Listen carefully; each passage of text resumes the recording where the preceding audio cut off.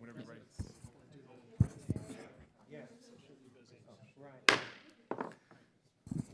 We want to welcome everybody today to our hearing on the Air Force Projection Forces Aviation Programs and Capabilities for fiscal year 2016.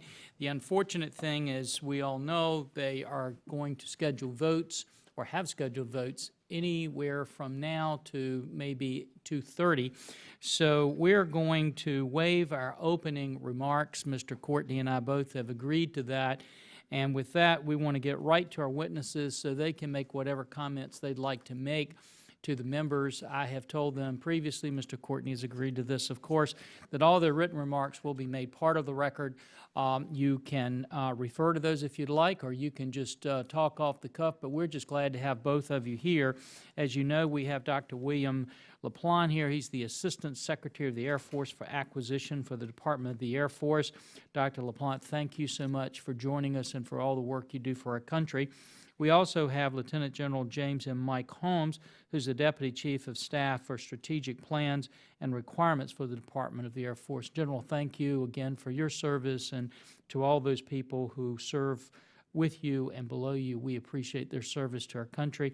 And with that, Dr. LaPlante, I think you're going to start us off, and then we'll go to the General. So the floor is yours. Well, thank you, Chairman Forbes, and thank you, Ranking Member Courtney, and the rest, distinguished ladies and gentlemen of the committee. Appreciate the work you do, the support you give us in the Pentagon and to the warfighter, and what you do is very important. And we hope we can answer all your questions and have a good discussion today.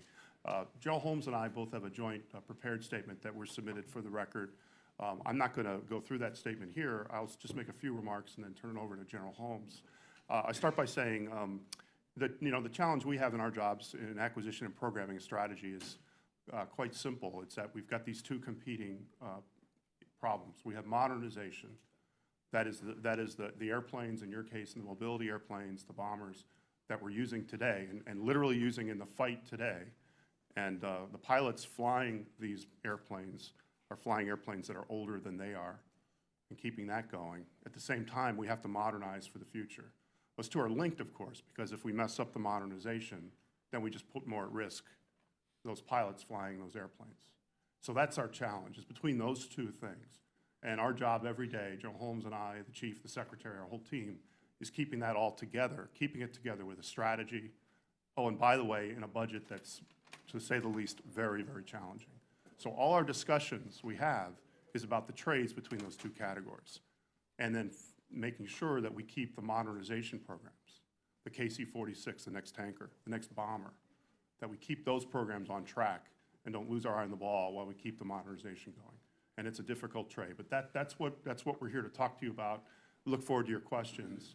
I will just stop at this point and then let General Holmes give his remarks. General. Thank you, Dr. LaPlante. Chairman Forbes, Ranking Member Courtney, ladies and gentlemen of the committee, thank you for your continued support to the United States Air Force, our airmen and their families. Our Air Force remains the most globally engaged Air Force on the planet, and we continue to do our best to deliver global vigilance, global reach, and global power for America every day. Our Air Force today is the smallest in our history, and we see no end to the incredible demand for the capabilities that we deliver. This demand, coupled with an increasingly challenging global situation and an uncertain budget environment, drives us to make some very difficult choices.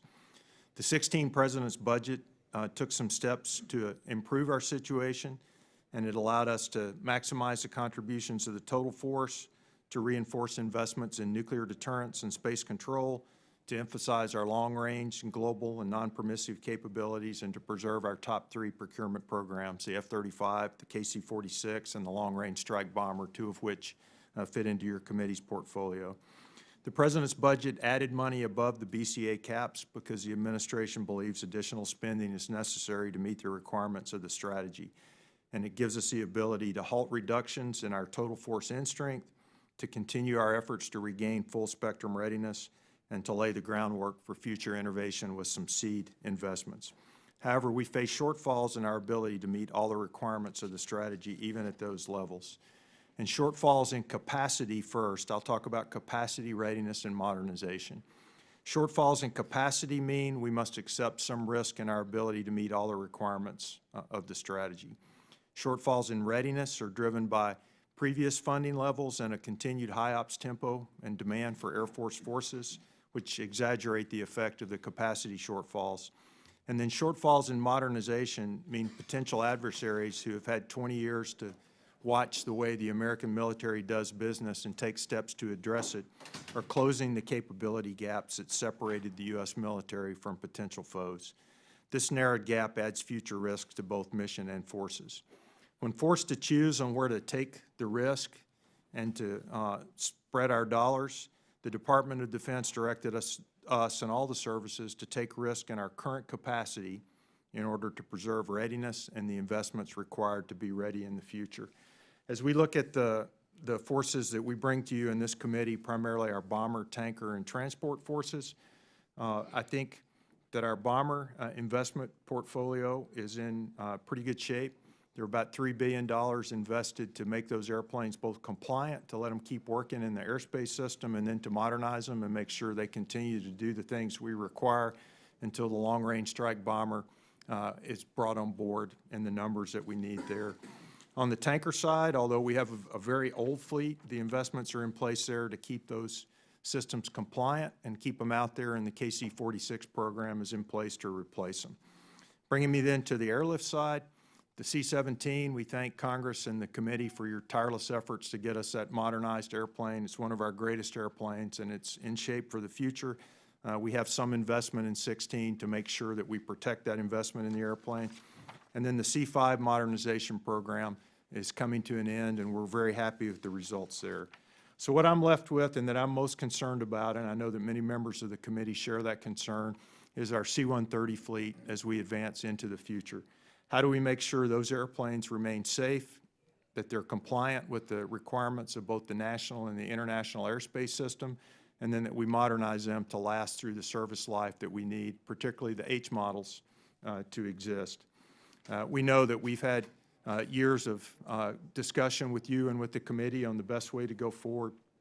We've reached a position now that I'm concerned that we will not be able to keep the aircraft compliant to meet the deadlines that the FAA has set basically by the end of this 5-year defense plan. And if I was going to put all the money required into the AMP program to get it done in time, to get those airplanes compliant, I see the bill as coming to about $2.8 billion over the 5-year defense program. And Mr. Chairman, that $2.8 billion is kind of equivalent to retiring the KC-10 fleet for the FIDA, or retiring the C-5 fleet over the FIDA, or retiring about 150 KC-135s. On the Combat Air Forces side, it's equivalent to the A-10 retirement that we had to take, or the entire B-1 fleet, or a significant reduction in 40 or so F-35s. So what we hope to do is to be able to work with the members and with the committee to be able to move out and to provide the compliance capability that those airplanes need. We think that we need to move out quickly to provide them with the radios that are required, 8.33 kilohertz radios, with cockpit video recorder and a digital flight recorder, with ADS-B out, with enhanced Mode S, and with an enhanced traffic alert and collision avoidance system. We think we can do that for about $2.5 million per airplane, and that we can get that done, if not by 20, but shortly after 20, if we can gain concurrence with you to move forward. Now, we know that leaves us a modernization piece, and we know those airplanes have to be modified. We know that you've restricted us from pursuing modification if it's not the AMP program. And what we hope to do is work with you to lay out the details of a more affordable modernization program that we can afford to buy over multiple FIDEPs, but that will make those airplanes able to continue to do their mission in an increasingly challenging environment into the future. Thank you again for the support that you've given the Air Force, for the support you give our airmen and families. Thank you for taking the time and inviting us to come speak to you today. The world is not becoming less safe or less stable. We think the world will continue to require on the capabilities that your committee manages and that the Air Force provides. And we thank you very much for being here. We're happy to take your questions. Okay. Thank you, General, Mr. Secretary. The ranking member and I have decided to defer our questions so we can get as many member questions in as possible. No right to ask you to do this, but I'm going to do it anyway. If you can keep your questions to about 3 minutes, as short as possible, just so we can get as many member questions in as possible. And with that, I recognize the gentlelady from Missouri for 5 minutes. Thank you, Mr. Chairman. Thank you, gentlemen. Appreciate the tough job that you have. Quickly, appreciate all you're doing and have done for the B-2 stealth bomber. Certainly the modernization program and everything is very, very important. You mentioned in your testimony that you're going to continue to pursue a number of sustainment initiatives to improve aircraft supportability, increase aircraft availability. I know that's something I've been visiting with you all about as part of sustainability and how. Can you expand on some of the things that you're doing there to try to ensure that we have the parts we need for the B-2? Well, in general, in sustainability, what we're recognizing even more so is that, in fact, a lot of the money we can save and in acquisition is actually in the sustainment part. So we're keenly interested in. On the B-2 case, you know, we continue to have the program to do cost-effective maintenance of the airplane, particularly in the for lack of a better word, the materials area, and you know what I'm talking about. So that's a very important program for the B-2 because, in fact, one of the biggest contributions to the availability challenges for that airplane is maintenance of those materials. That is actually something that is going in the right direction. The availability of that airplane is actually getting better because of that work. So that I would call out that specific initiative, and I think that's very important. The other thing that we're doing, as you indicate, is we're modernizing the B-2.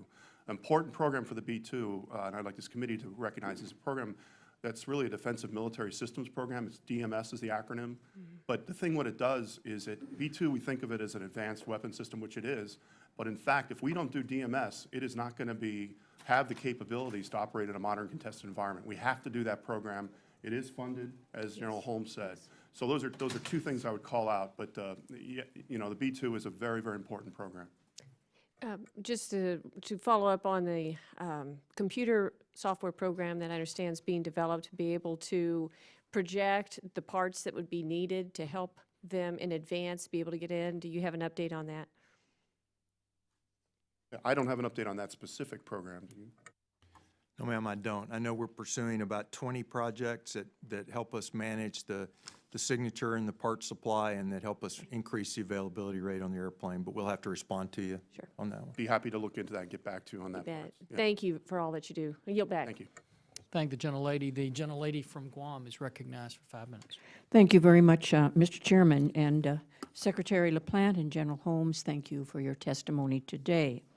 As we proceed with the engineering development of the LRSB, what are some of the strategies that have gone into developing the $550 million average procurement unit cost cap that you have set? Are you expecting to pursue an arrangement similar to the KC-46, utilizing a fixed-price procurement vehicle? And though the program is one of the Air Force's top 3 acquisition priorities, in fiscal year 2016, you have requested approximately $1.2 billion for development. What effects would we see to this program if Congress does not repeal sequestration? Let me answer the last point first. The effects of sequestration on all these programs is there. We in the Air Force have done our best, and so far we've been successful. It's even in the sequester years that we've had, we've protected for the most part F-35, the tanker, KC-46A, and LRSB. We'll continue to do it, but I will say this. I think if the sequester happens, a lot of these programs, once again, are going to put under tremendous stress. The munitions programs will be put under tremendous stress. But we try our best to protect those big 3, but we can't promise that they'll be protected. Let me get at some of the other parts of the LRSB. The one question that you asked essentially was, in the development, and we're in the development, or about ready to start the development part of that program, are we going to go for a fixed price development program like the tanker or not? I think the short answer is, and now I'm going to talk generically in acquisition theory, if you can bear with me. The theory behind when you do fixed price in say, development versus cost plus, which is kind of the classic thing, tends to come down to how confident are you in the technologies you're developing, and fundamentally on your cost estimating on those technologies. To be very simple, if you're developing something that's very cutting edge, it's very hard to estimate how much it's going to cost because you're actually developing something cutting edge. That's why we tend to go cost plus. If you're developing something that is based heavily on, say, a commercial item, something we have high confidence that we know how much it should cost, then we feel much more comfortable going to fixed price development. Now, here's why it matters. If you're in a fixed price contract, it's really important to have a good estimate of what you think it's going to cost. If you're wrong on that, let's say you're wrong 50% one way or the other, somebody is going to really get hurt, right? If you're wrong, if the contractor ends up 50% over in a fixed price, they're very hurt and they may not survive. The program may not survive. The opposite, we would get rightfully criticized to say, why are you giving a windfall, buying something for twice the price that it cost? So you really want to have a good idea on the cost estimate and the development. So the question then comes down to, for KC-46, the government made a decision that said, look, this is based as much on the 767. We think we have a pretty good idea on what the cost estimates should be. We're going to do a fixed price. That's actually unusual. Most development programs are cost plus. Okay, my belief on the LRSB is it's going to be more traditional in the sense that we are doing a little bit more cutting edge. It's not based upon a commercial item. And so I think more likely it's going to be in the cost plus regime. But here's the important point. You brought up the $550 million number, and there's been some in the press on this. I'd like just to make a couple points on this. The first thing is there's been a lot of studies on why acquisition goes wrong. What they constantly come down to are some very much fundamental principles you have to do at the beginning to do it right. The first is you have to fix your requirements. Understand your requirements and fix them. Don't change your requirements, number one. Number two, it's often been said, why isn't cost built in as a requirement when you start a program? Why do we always say, well, maybe we'll have a target? Number three, what we also see when programs don't do well is we typically try to put too much into the program, and the program usually gets slid to the right, more gets put in, and you end up in this circle. So what we've done with LRSB, and it wasn't me or General Holmes, it was our predecessors, back in 2010, they set the program up to exactly address all of those issues. Number one, they said, we're going to make the cost a requirement. We're going to make the cost a requirement. We're going to pick a number after analysis, $550 million. The document was signed in 2010. That's why it's $2010. If people say, well, you didn't take into account inflation, you can go to the internet, run an inflation calculator, and find out that $55 in 2010 is $57 or $58 today. So we know that. But we put it in as a requirement. You build 100 airplanes, it's going to cost $550 million. What that does is that drives the design. Industry has to design to that number, and we're going to assess against that number. That's why we did it. And the second thing is we're building an adaptable architecture as well to address some of these other issues. And final point, we have not changed the requirement once. Thank you. Mr. Chairman, my is- time is up, and I do have another question, if I could place it on the record. Certainly can Chairman. submit it for the Thank you, record. The and I yield gentleman from back. Oklahoma is recognized for 5 minutes. And just out of curiosity, they've called votes, is that correct? That's correct, and so we only have minutes left. Okay. But, we'll get your question in because I don't think our members will be coming back after this, Okay. so yours will be the final question. Unless I will try to be brief. For Dr. LaPlante, did Congress authorize and appropriate funding for the C-130 avionics modernization program in fiscal year 2012? Yes, And were those funds obligated in FY 2012? as far as I know, They were not. 2012 they were not. I know They were not. in 13 or 14 either. Okay, so in FY 13, as you mentioned, it was authorized and appropriated by Congress, and those funds were not obligated in 13. Or It was 14. Or 14, That's where it was authorized and appropriated, but not obligated in 2014. That's correct. And in 2015, is it authorized and appropriated for 2015? Well, I believe. The answer is yes. The question is, With line. do you intend to obligate those funds this year? Oh, yeah, yes. Our plan is, if we get the approval, our plan is to take the money that has been obligated, that we have, and obligate it by the end of this fiscal year. To the AMP program? Our plan is to do it towards the compliance items that General Holmes described. So did you read section 134 of the FY15 NDAA? We all have seen that language, yes. Okay, so did you read the report language as well? Yes. The report language says, we are specifically directing the Secretary of the Air Force not to transfer or repurpose funds authorized and appropriated for the AMP program to execute such additional modernizations unless the modifications are included as a part of the AMP program of record. Are you going to authorize the funds as part of are you going to obligate the funds as part of the AMP program of record? We're going to, as I said, we're going to obligate those funds towards the compliance items that General No, Holmes but described. the AMP program of record is that's specifically the report language in the NDAA from FY15. We have different interpretations of what that language means. Okay, well, Congress is clear The Air Force can do ADSB out, as you indicated, Right. but it cannot take the money from AMP. It has to be within the AMP program. The Air Force can do CNS ATM or other programs within CNS ATM, but it has to be part of the AMP program of record. Are you aware of the limitation placed on the Secretary of the Air Force's budget in Section 134? Yes, and Congressman, let me make sure I'm understanding. I think we're doing exactly what you're saying. We're using the money for this ATM CNS. We're using it for the ADSB out and the radios as general. As part of the AMP program of record.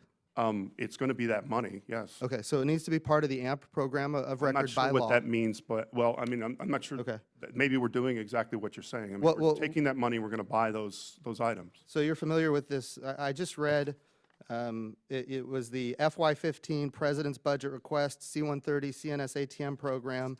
It looks like you guys have changed the name of it to the VAP program Increment 1. Is that correct?